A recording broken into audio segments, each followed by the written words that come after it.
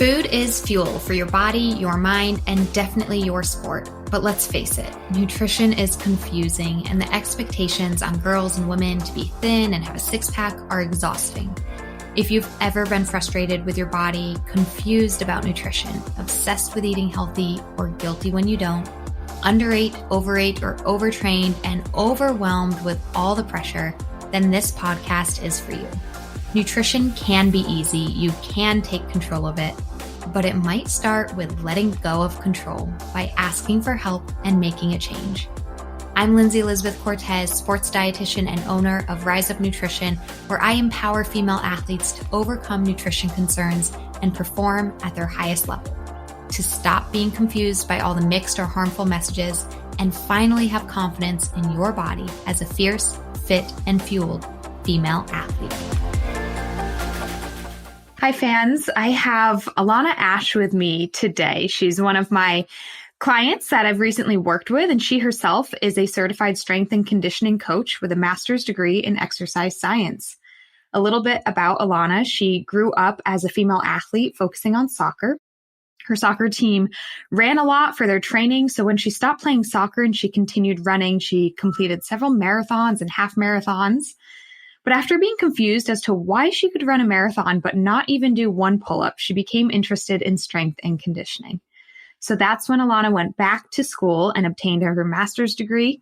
And as mentioned, she's now a strength and conditioning coach and has her own career with her own business, The Better Coach. When she's not coaching others, she's training herself. And though not training for anything specific at the very moment, she enjoys getting out for runs and getting after it with weight training regularly. So Alana, thanks for being willing to come on the podcast and chat with me today. Yeah, it's my pleasure. Thanks so much for having me. Yeah.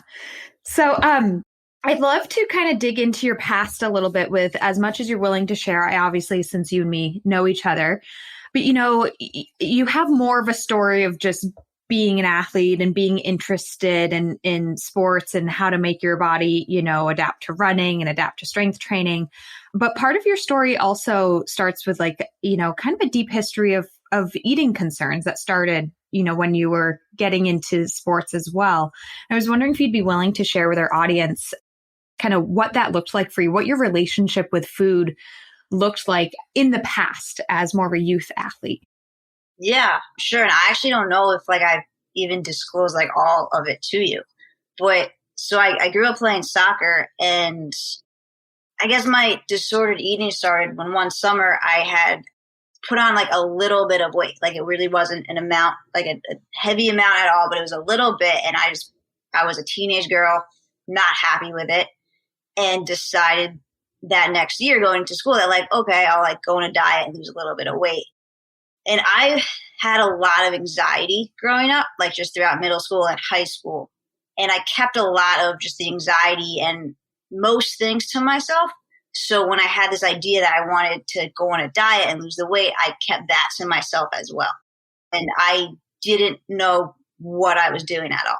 I think I just attached to the things that you hear in magazines at the time, right? Or on headlines. So carbs are bad, low fat, all that stuff. And as I was doing that, my anxiety, I think, I didn't know this, but my anxiety kind of latched onto that. And it was a way for me to just feel in control. And I was also so competitive. I wasn't the best soccer player. I was good. I made varsity for 4 years. I wasn't the fastest player, but I was the hardest working player. No one on my team worked harder than me. And once I started to diet, I kind of had that same mentality. I was I'm going to be the best dieter ever.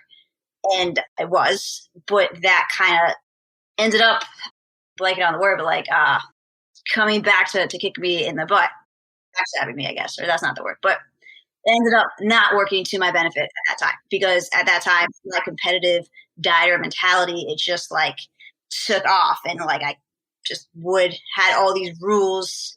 And I had, it ended up to be full-blown anorexia by the time I was, I think, a senior in high school. Yeah.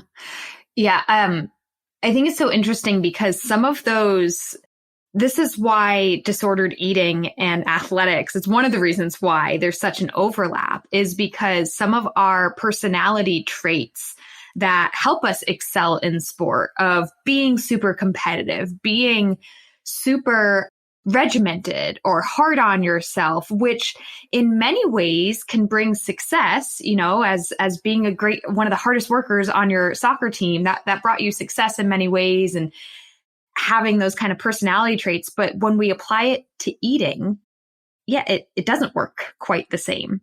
Right. It doesn't result in success the same way, but we are so good. If you relate to, that's kind of my story too, of just being I got so good at dieting. And whether that's the right term or not that people relate to these days, I got good at just being strict with my nutrition, but that didn't result in the performance the same way that being strict with your practice times or dedicated to your skill work is, right?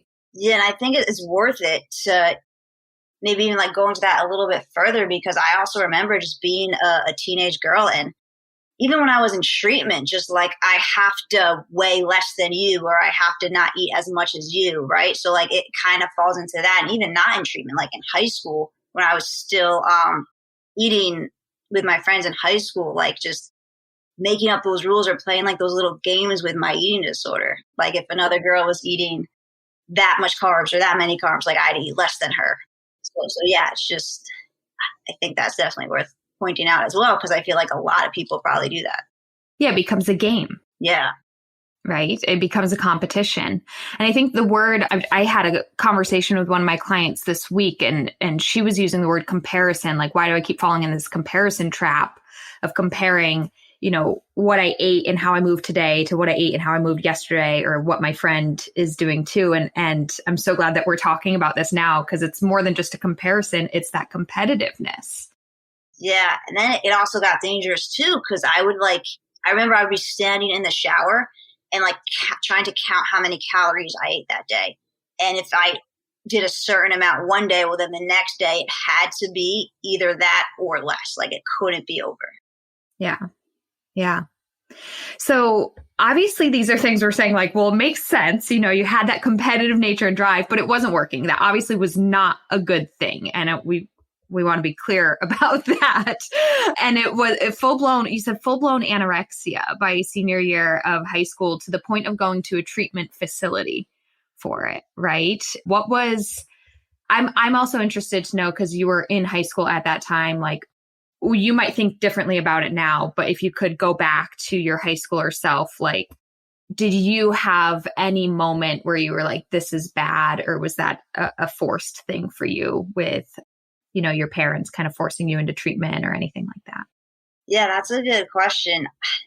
It's now, I definitely could look back on it and have a little different opinion, and I'll talk about what I think now. But I remember at the time, there was part of me that wanted to go and knew that I needed to go. Mm-hmm. That wasn't the whole part of me. I think there was also a bigger part of me that when I went there, I did not want to let go of my eating disorder, because it made my anxiety manageable, or at least I thought so.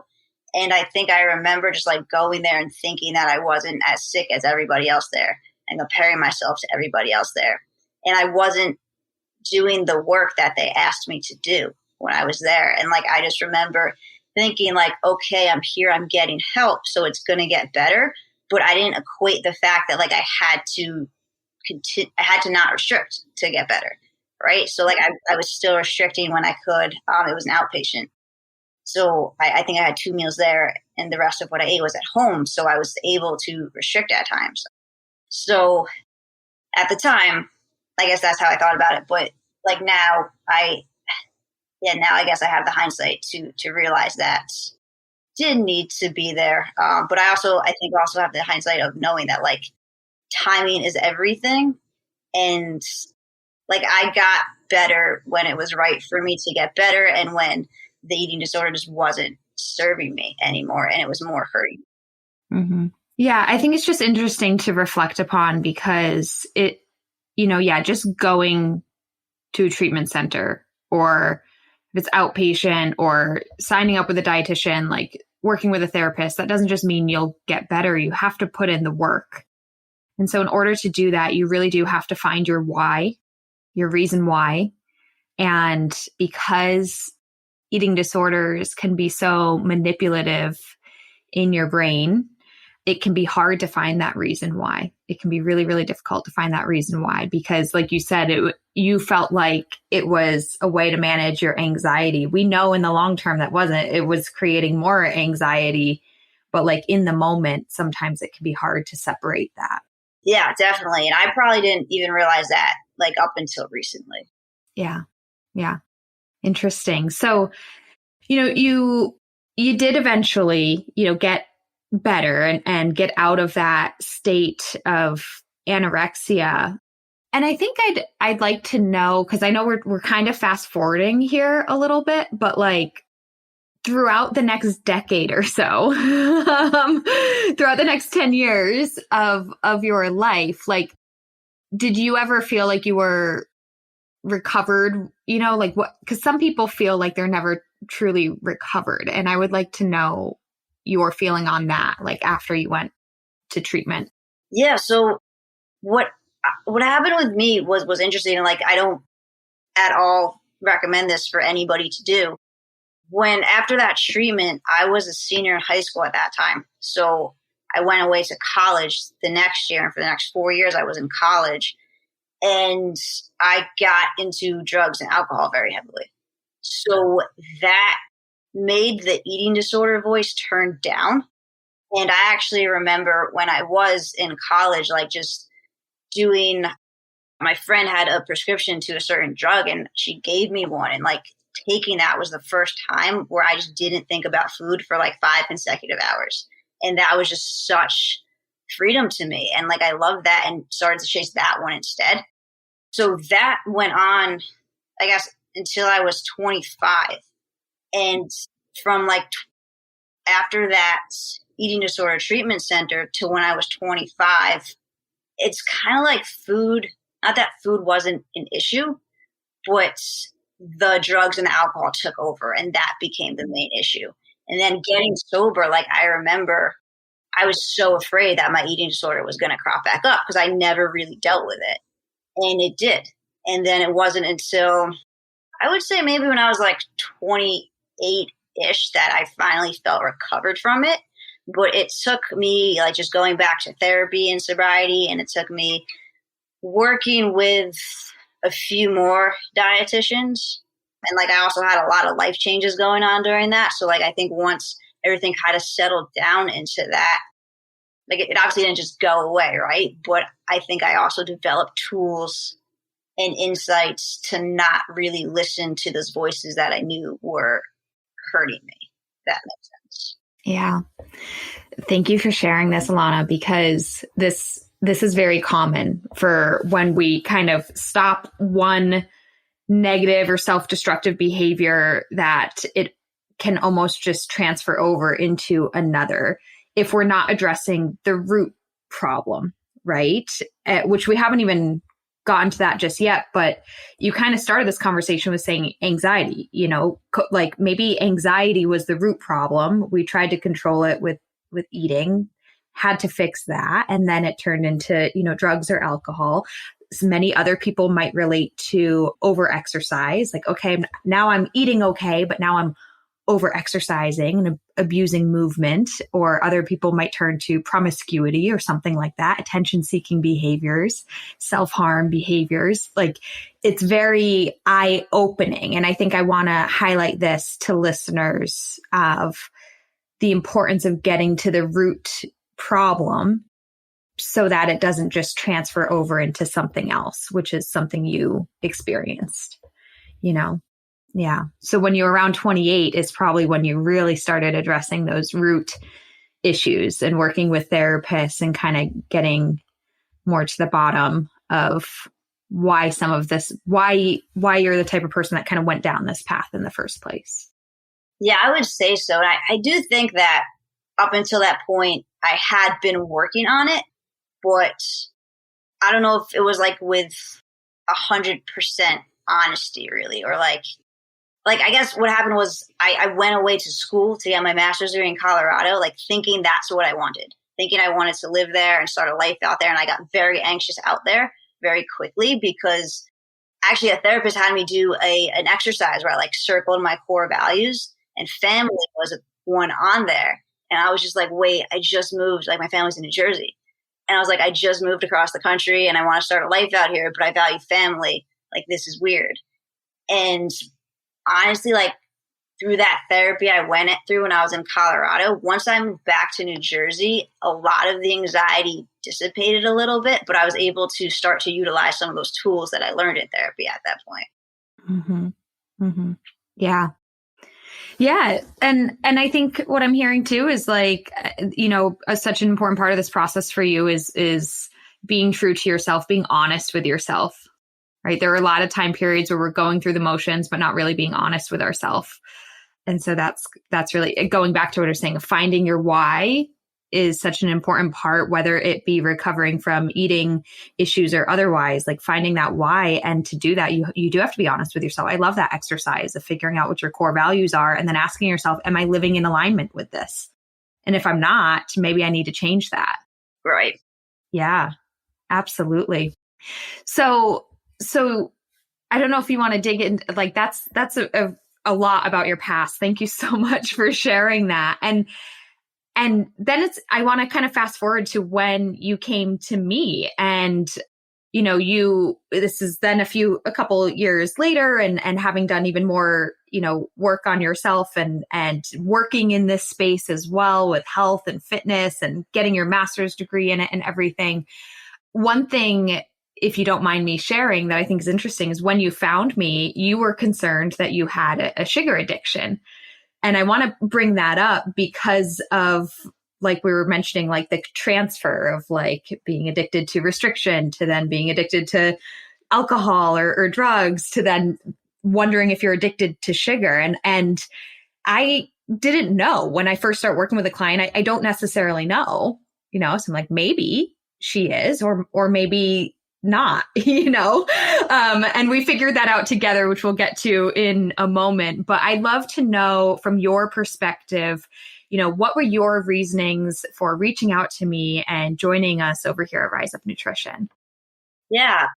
With the sugar addiction thing, I was listening to like so many podcasts and reading books on how like sugar is the worst thing ever.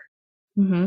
And knowing, like I'm me, so I know about my history with eating disorders, right? And there was, I think, a part of me that was, I was confused, right? And I didn't understand why I was confused because I'm like, I'm recovered, or I think I'm recovered. I had the master's and like I'm a strength coach. Like I should know like more things than I do, especially in regards to sugar. And I was also learning just more and more about like the processed food industry and like companies like that and how they manipulate food to make it so that you just eat more of it and more of it. And I was like, oh, well, I don't want to eat that food again because I don't like that message, right? So I was trying to just figure out what my relationship was with sugar is going to look like or was going to look like. I don't even think I really even knew all of that when I started to see you. I think I was just like, hey, I'm like at night, I seem to really crave and eat a lot of sugar. And to me, that was confusing because of what I was hearing and learning about at the time and with all the stuff with my past. And it was just very confusing. So I think those are the main reasons why I had come to you. Yeah. And I'm so glad you did because there are just so many messages like that between documentaries, podcasts, books, and everything. And it's creates fear, right?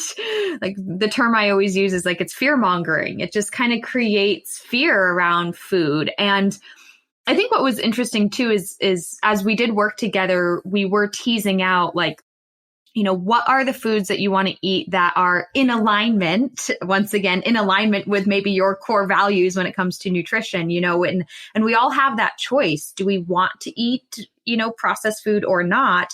That is a personal choice to make, but to make it for reasons that are truly your own and that you're still nourishing your body in a way that performs well and functions well and is, quote unquote, healthy.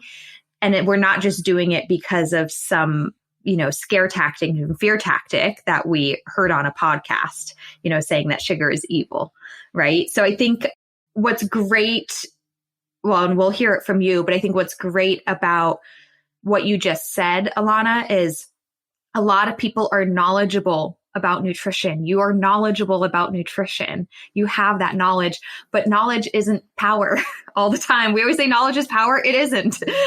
It's how are you applying that knowledge?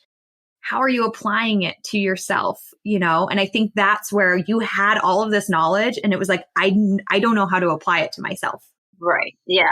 Right. That was the difference. And that was kind of the main reason for, okay, then I guess I need, and you were also, I will say this too, you're somebody who had worked with dietitians in the past. So you were open to that concept of like getting help in this regard, which is awesome because, I think it is hard for people who work in the field of health, wellness, nutrition, strength, athletes. It's hard to admit that we might need help in this space.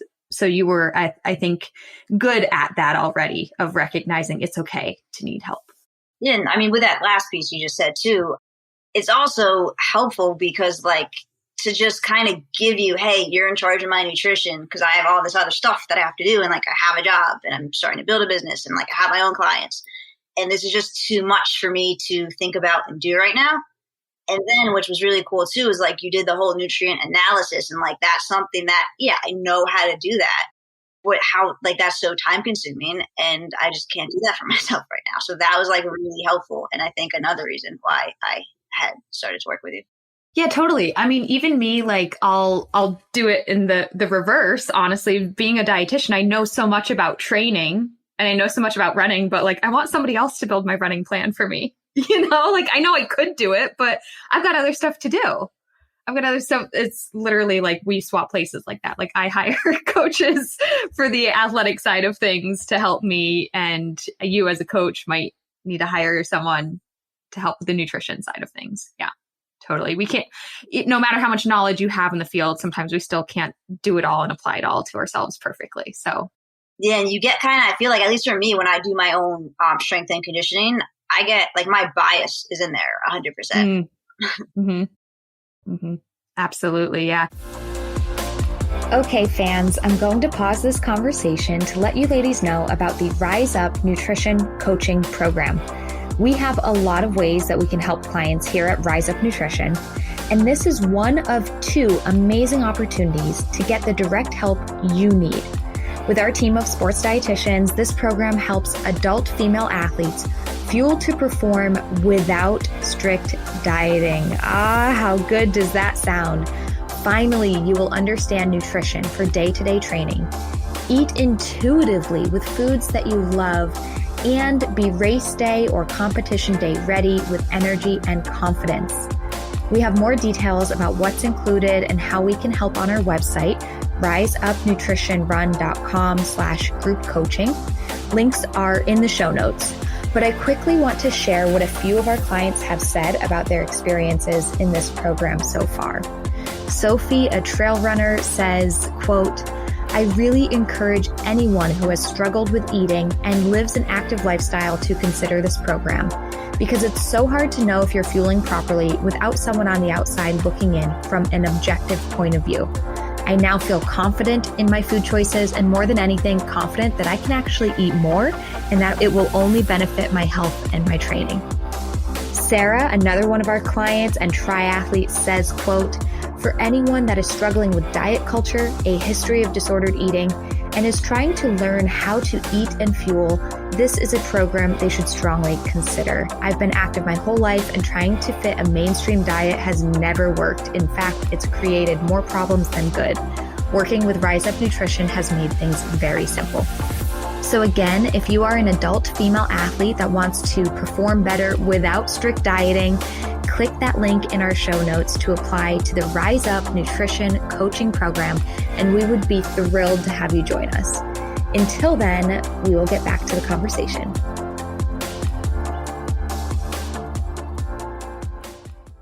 We had a podcast recording previously with my partner, Jenna Stranzel, and we were talking, because she's a dietitian. So the two of us talking about how we're helping each other with our nutrition, kind of going back and forth, which is really nice. So yeah, because you have your own bias when you're looking at things yourself, for sure. Yeah. So, what were in working together, you kind of mentioned like, okay, it was just so nice to have someone look at my nutrition and give me feedback without that bias. What were some of your other biggest like insights or takeaways from doing this program? I think one of the biggest ones was you were able to look at what I was eating throughout the day and just being like, hey, you're not eating enough carbs throughout the day. Like, no wonder you're craving sugar at night. And I think not that I was scared of carbs at that point, but I almost lost sight of how many someone who's as active as me needs. Mm-hmm. So it was really helpful to, I guess, like just hear you say like, no, you could have this amount and like, it's okay. Like you gave me, I guess, the permission to do that again. Cause I think just something, I lost something there along the way within those few years of like, remembering that, hey, I run and lift multiple times a week and carbs are wonderful for me. Mm-hmm. Yeah. Yeah. You didn't necessarily have a fear of carbs, but we still weren't fueling with enough of them. Right. Yeah. Yeah. So that was a huge shift for you. And as we did that, going back to the whole like sugar thing, that did over time kind of improve your relationship with sugar rather naturally. Am I right? Yeah, it did. And I didn't know if that was really going to happen. I was kind of just like, I remember saying to you like, okay, I'll eat more carbs throughout the day, but like I'm going to continue to crave sugar at night. And I think just with my past and working with dietitians enough and knowing that like I hired you for a reason at this point, I needed to put that trust in you. But like, honestly, I think it's important to say like my 18-year-old self might not have been able to put that trust in you. But I think I had just been so far through everything that I wasn't like, it wasn't even a big deal to do it. So once I started to eat enough throughout the day, I did not really get cravings at night. Yeah. Yeah. So I think teasing out that your relationship with sugar, going back to things like, how do I feel about eating processed foods and sugar and stuff like that? Because you were nourishing your body better, then it didn't really become such a issue or decision so much of like, oh no, I'm eating processed foods because, well, I'm not eating so much of it anyways. And when I do, it's a conscious choice and I'm enjoying it. And I know I'm nourishing really great otherwise. So it kind of became a non-issue. Yeah. And I don't even know if you know this part of it, but like I had a lot of fun with it. Like I did a lot of meal prep and like 1 week I'm like, okay, I'm going to try this like new grain or carb. Like, and we did it kind of like towards the end of the summer into the fall. Right. Yeah. So, well, actually, I guess after I started working with you, I like had so much squash that I never had before. And I like try new things with different squash. And I think when we were working together, I would try like buckwheat 1 week and barley the next week. And like, it became fun for me to try all of these different grains. Mm-hmm. Mm-hmm. I love that. Food should be fun. Yeah. And I think that's another thing when we talk about like, cause we worked together for about 12 weeks and it is, going back to maybe when we were 18, we didn't actually do the things that someone was telling us to do. It's like, okay, I've got 12 weeks to invest and really try and to do those little challenges, to make that effort of every week I'm going to, apply what Lindsay said in a different way and a fun way. Because once you do that for 12 weeks in a row, then it's something that your whole, everything has changed. You've opened yourself up to so many other foods. You've opened yourself up to a different way of thinking about food. It's become more of a routine and a habit. And so it's something that you can keep up, I think, more naturally. Because it's been weeks since you and I chatted, actually. It's been weeks since you stopped the program. So how have things been going on your own, Alana? Catch up with you now. They're going good. It's interesting because I knew obviously we were going to do this. And I started a job in a school recently. So I don't know if you've ever worked in a school, but there's just like candy and treats everywhere all the time, especially like we just had Halloween. Yeah. And I noticed, so something we talked about at the end of at the end of my time working with you was how you kind of get to the point where like you just eat so many processed foods or so much processed foods, you kind of like just get sick of it. And I like wasn't even concerned with like the amount of candy, for instance, that I was eating, because I just wasn't thinking about it, I guess. But very like earlier this week, I was just like, don't want candy. Like, I'm just so sick of candy. It's everywhere at school. I don't want it. So I feel like I almost like got to that point by accident, if that makes sense. Because I think when we talked about it in the program, like somebody else had just for a few weeks, they felt like they ate terribly and they weren't happy with all of their food choices. So then getting to that point, they were able to move forward and start to make better food choices for themselves. And I kind of feel like this week, on accident, that's what I've been doing. Yeah. Yeah. It's so scary for people to they feel like they're losing control if they allow themselves to eat all the candy or to not follow anything, and be, quote, off track. Right.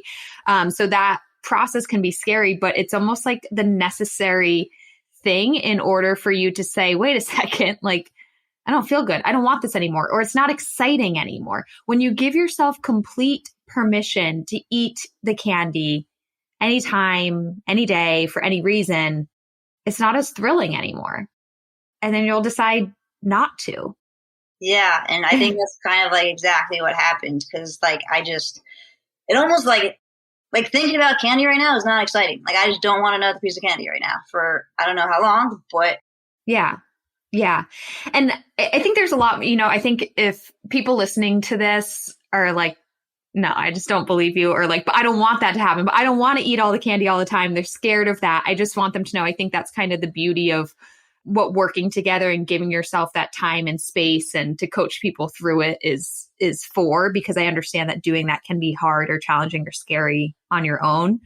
But it's like when you have someone coaching you through it, or you have sort of an end goal in mind, or you have a community and a group that's supporting you in it, and you're relating on all these topics, it makes it less scary. And then you see it for yourself and you're like, oh, wow, that really did happen. That really did work. It's kind of cool. Yeah. And with that too, like going back to my 18-year-old self, just because I feel like knowing a lot of your audience, because I know I keep kind of referring back to my 18-year-old self, but I do know you work with a lot of younger athletes who do struggle. So she would definitely be terrified of what we're talking about and not believe it at all. Yeah. And actually, I think I left this out too. Like when I went away to college and started to get more into drugs and alcohol, there was a period before that where I was in a binging over-exercising pattern. Mm-hmm. And I had no control. I kept eating the candy, right? I kept eating the sugar and I did not have control over it. But I think what's so important about what you just said is that I didn't have any support at that time. And like I was super isolating, wasn't really like making friends even. So I had no one to like even feel comfortable saying like, hey, I'm not okay right now. So yeah, doing it, I think just working with somebody in a supportive environment is definitely huge. Yeah, totally. And I'll pause for a moment. I appreciate you being so aware of my audience.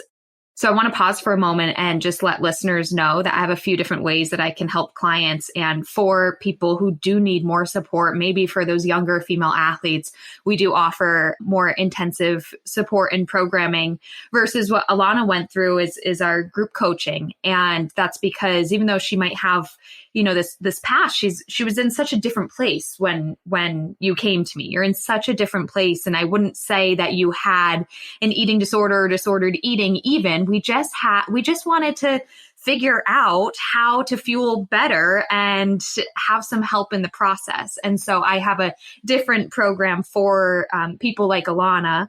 And you don't even need to have a past like that necessarily. If you're just like, relating to I heard that I'm supposed to eat. I had a client this week say, I heard I was supposed to eat 25 different vegetables a week to help my hormones. Is that true? And I was like, okay, let's talk about this. No, I don't even know if I can name 25 different vegetables off the top of my head right now, So we do have different programs depending on exactly what your needs are. And so if you need that intensive support, if this does seem scary, overwhelming, or you're relating more to Alana's 18-year-old self, we have programming for that. Or if you're someone more where Alana's at now, where it's like, I just need a little bit more guidance, a little more support, a little more teasing out of this, a little bit more, application and individualization to myself to fuel better and I'll say perform better, because we haven't really even chatted about this yet, Alana, but you have performance goals. You're a strength and conditioning coach. You have goals in that regard too. So dialing in your nutrition was important,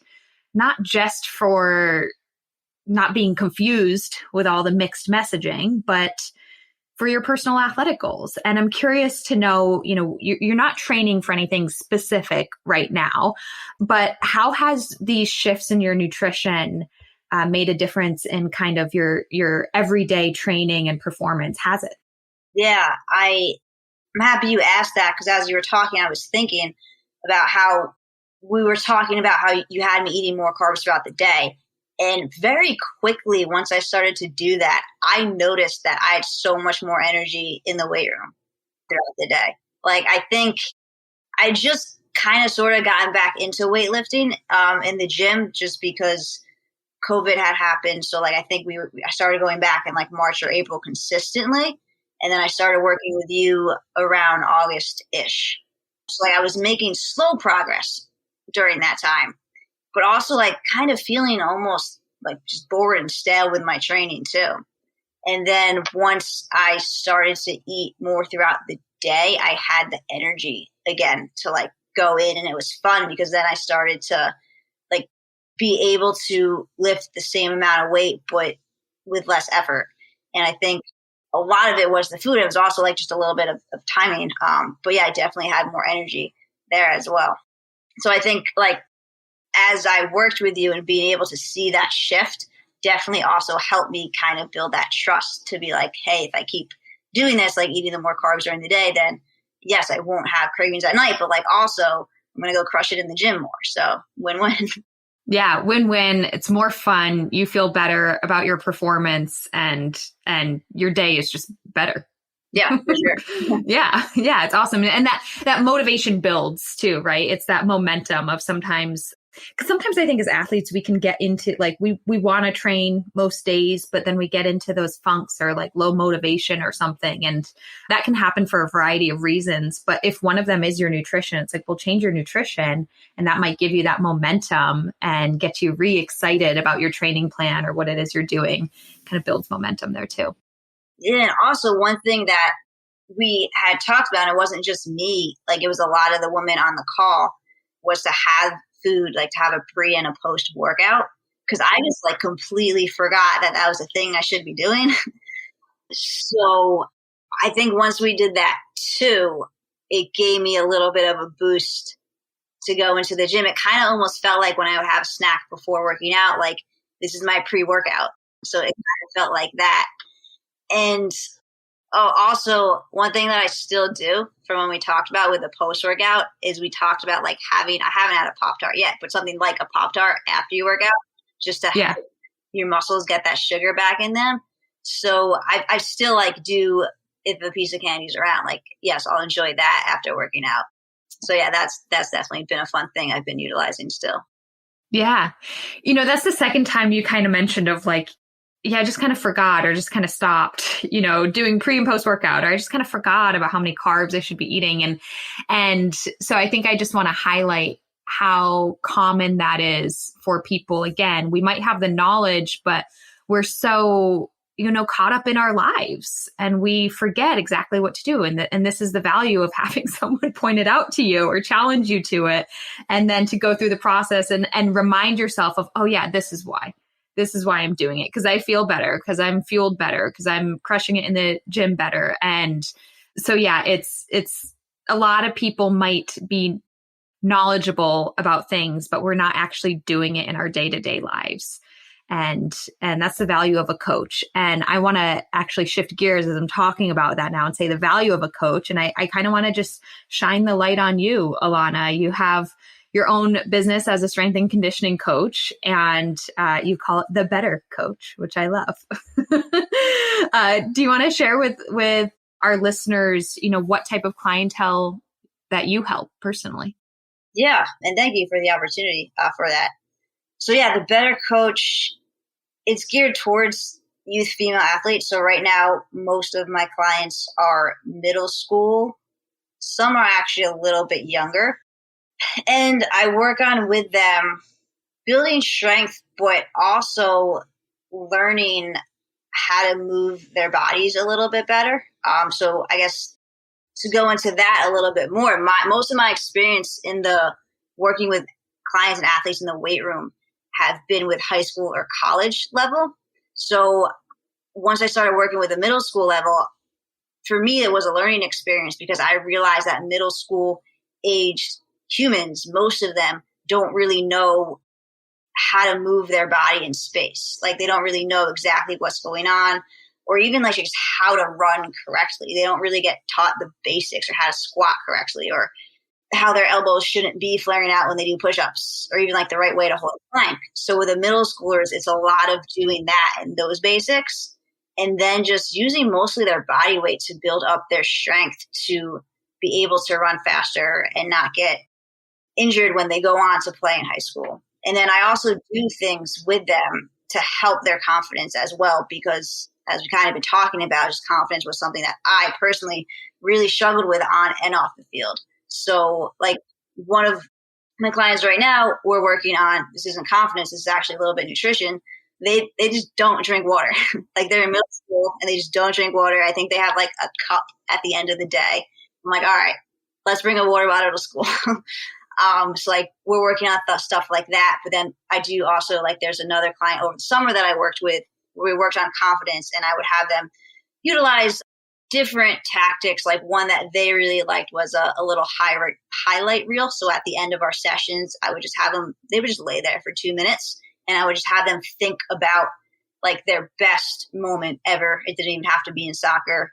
And they would just think about that in detail, and they loved that. So yes, that's in a nutshell what the Better Coach is. Yeah, I love it. And I've had so many conversations with people on this podcast as well, talking about how athletes, like we're specializing so much sooner, at a younger age, they're specializing or getting more competitive. When I say so much sooner, I guess I mean, like even for me, when I was a youth athlete, and I was pretty competitive and gymnastics was my main sport. So I did get into that young and kind of specialize in that, but I was still doing other things. I was still doing basketball, skiing, soccer, being kind of multi-sported. And then even the generation before me probably wasn't even that dialed in and was more just doing like playtime. So it's like as our generations of youth athletes continue, we seem to be specializing in a specific sport younger and younger and younger. You have 12-year-olds that identify as runners, like I'm a runner. And it's like, wow. But if you haven't had some fundamentals to really build up your strength and, like you said, learn how to run properly or squat properly, because if we're specializing so much so early and we don't have those fundamentals down, I think that's where we run into issues with form, with injury, as well as the mindset piece, like feeling that pressure, the eating piece, not doing everything quite well or quite right. And that's, I think, a lot of our youth athletes are getting burnout, getting injured, developing eating disorders at a younger and younger and younger age because of this. So I really value the work that you're doing of addressing those fundamentals with your youth athletes, and also bringing in that, okay, I'm training them, but we're getting them to drink enough water. We're getting them to build their confidence, all those important things. And I want to highlight too, like on your website, which I'll include the links in the show notes, you have some blogs. You put out blogs often, and you have some that I just think really highlight exactly what you're talking about how lifting will not make you bulky. So kind of addressing a lot of fears that a lot of female athletes and youth athletes have. You have a blog called Your Body is Amazing. So really helping people embrace that, and who better than to come from you, somebody who's kind of been through the ringer with that. And another one called Stop Using Exercise as Punishment, which is just so great to hear from a strength coach of this is not punishment. This is something to bring joy and goodness into your life. Yeah, for sure. That's awesome that you went in there and you you're featured on the Why Lifting Will Make You Bulky one, actually. Yeah. Yeah. Really good stuff on there, Alana. So amazing work that you're doing. And we will include your links because you do work with people locally to the New Jersey area, but you also have some virtual options. Is that right? Yes, I do. Okay, great. So if you're in the New Jersey area, you're wonderful. And if you're not, you can still reach out to Alana. Yes, for sure. Thank you so much. Yeah. So Alana, just to kind of close this out, I'd love to know if you have any final advice to listeners or people who might be interested in joining some of the nutrition programs here at Rise Up Nutrition and getting that help and support like you did. Yeah, I think I have two. One for like my 18-year-old self and anyone out there who's more in that camp, and then one for, I guess, more people who can relate to more of me today, right? So yeah.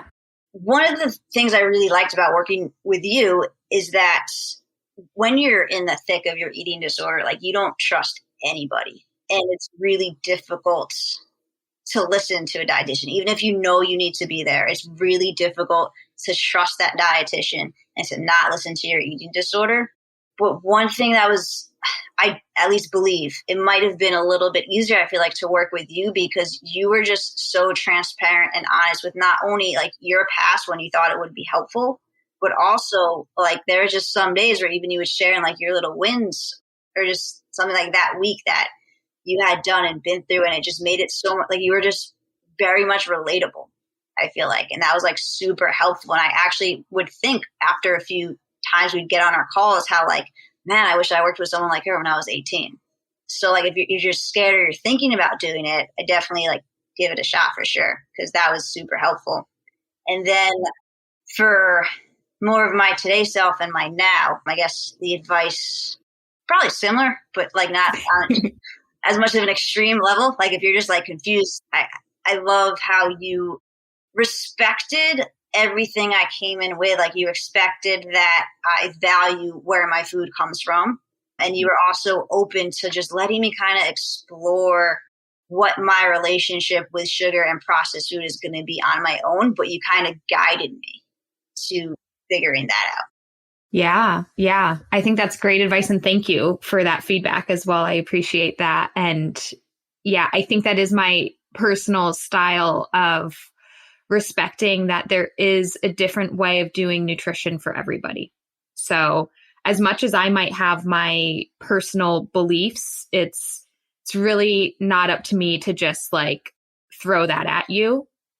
How did I come to find my personal beliefs with food nutrition? It's through going through this process, which I now teach to other people.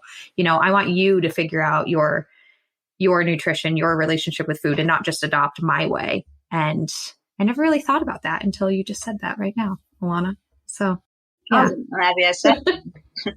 Yeah, absolutely. So, well, wonderful advice, Alana. And thank you so much. This was an awesome conversation. Thank you for sharing both, where you're at now and, your past and where you were before. And actually really this was an awesome conversation to highlight not only like your journey and your experiences, but also it lines up perfectly with the services I provide, because it really is like, if you relate to Alana, 18-year-old self, we can help you with that. If you relate to Alana right now, we can help you with that too. So thank you again so much, Alana.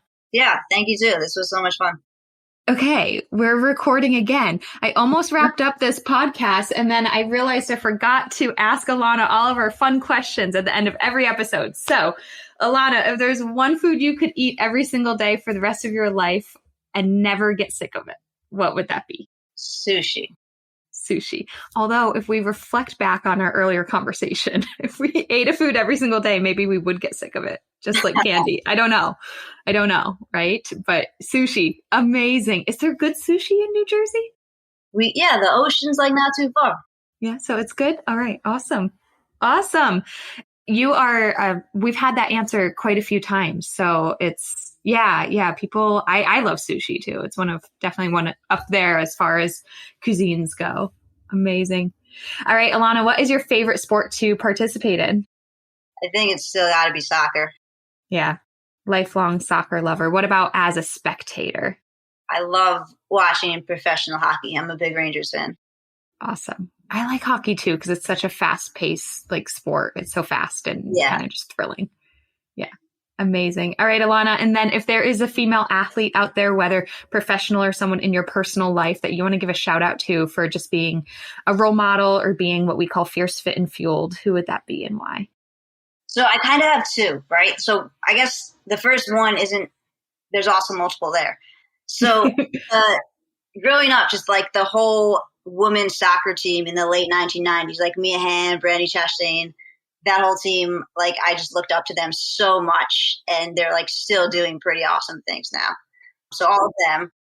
And then also, I just feel like there's a lot of female athletes out there like me who like might not necessarily compete, but we just love working out and going hard and are just still putting in the work every day because we love it. So I guess to those girls or women. I love it. And I wish there was like a better term we can come up with for us. Cause sometimes we're like, the everyday athlete or like the recreational athlete, and it doesn't give us enough credit, right? Yeah. Cause even when you say that, like, I feel like there's still, well, you're not a real athlete, right? Yeah. It doesn't feel right. It's like, how can we say, what can we call ourselves?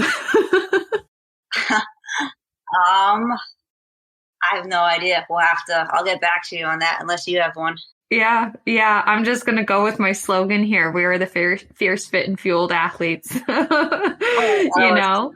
Yeah. But I love that. Thank you for giving everybody a shout out. You don't have to be like, professional, high level. You're out there, you're getting after it. You're doing your sport, you're doing your thing. And it's impressive for everybody who's doing it. Yep. Yeah. Well, awesome, Alana. Again, thank you so much. Glad we snuck in these questions at the end. Yeah, I'm happy you remember them because I would not have.